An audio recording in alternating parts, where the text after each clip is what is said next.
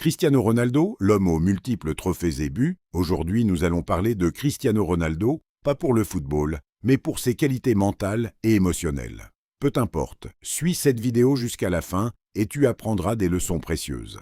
Le premier possède du talent. Il travaille quand il est motivé.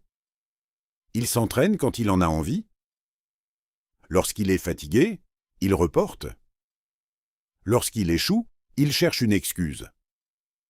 Le deuxième possède également du talent.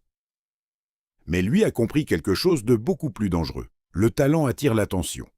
La discipline prend le contrôle. C'est ici que l'histoire de Cristiano Ronaldo devient intéressante.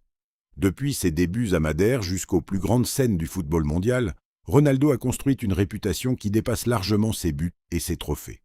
Celle d'un homme extrêmement exigeant envers lui-même. Carlos Tevez, ancien coéquipier de Ronaldo à Manchester United, a raconté qu'il arrivait extrêmement tôt au terrain pour travailler, parfois avant même les autres joueurs. Voilà la première leçon. Ronaldo ne cherche pas seulement à être meilleur que son adversaire. Il cherche à devenir tellement préparé que l'adversaire doit affronter une version de lui-même qu'il ne peut pas contrôler. C'est presque machiavélique. Parce que pendant que les autres négocient avec leur fatigue, leur téléphone, leurs distractions et leurs excuses, lui négocie avec une seule chose, son objectif. La plupart des gens pensent que l'autodiscipline signifie être constamment motivé. C'est faux. La motivation dit « fais-le quand tu en as envie ». La discipline dit « fais-le parce que tu as décidé de le faire ». Et cette différence peut changer une vie. Cristiano Ronaldo a passé plus de 2 décennies au plus haut niveau du football. En 2026, à 41 ans, il faisait encore partie des joueurs engagés dans une Coupe du Monde. Une longévité exceptionnelle que des observateurs attribuent notamment à son adaptation, à son travail individuel et à une discipline extrême. Mais voici le détail que beaucoup oublient. La discipline n'est pas seulement aller à la salle de sport. C'est contrôler ce qui entre dans votre vie. Votre alimentation, votre sommeil, votre entraînement, votre récupération, votre attention, votre environnement. Des informations publiées au fil des années ont notamment décrit chez Ronaldo une alimentation structurée, un entraînement rigoureux et une grande importance accordée au sommeil et à la récupération.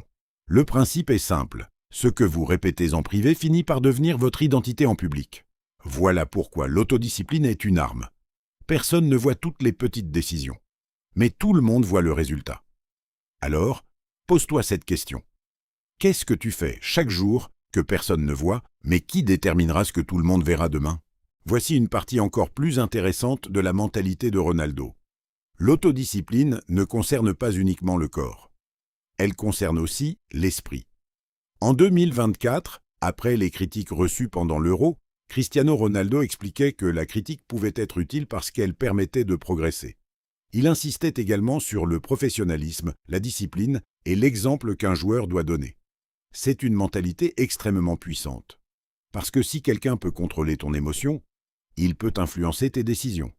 Imagine maintenant que quelqu'un t'insulte. Tu réagis immédiatement. Tu t'énerves, tu abandonnes, tu changes ton plan. Tu viens de lui donner du pouvoir.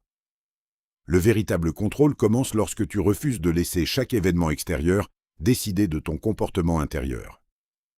C'est une idée que l'on retrouve également chez les stoïciens comme Épictète et Marc Aurèle. Tu ne contrôles pas toujours ce qui arrive, mais tu peux travailler sur ta réponse.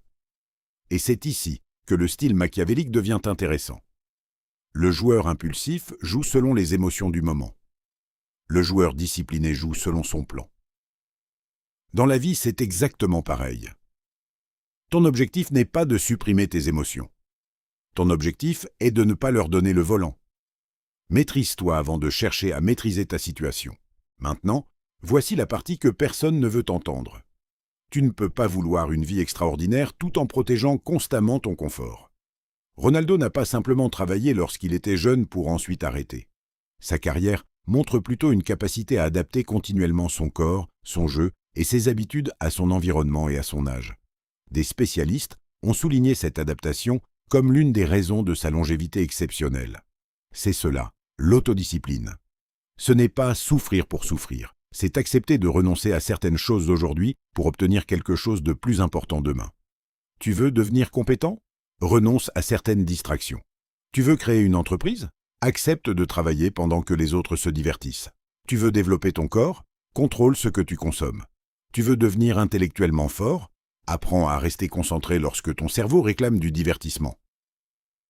Et surtout, arrête d'attendre d'avoir envie. Commence. La motivation peut disparaître.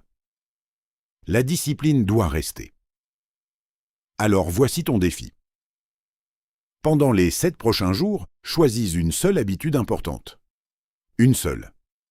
Et accomplis-la chaque jour, même lorsque tu n'en as pas envie.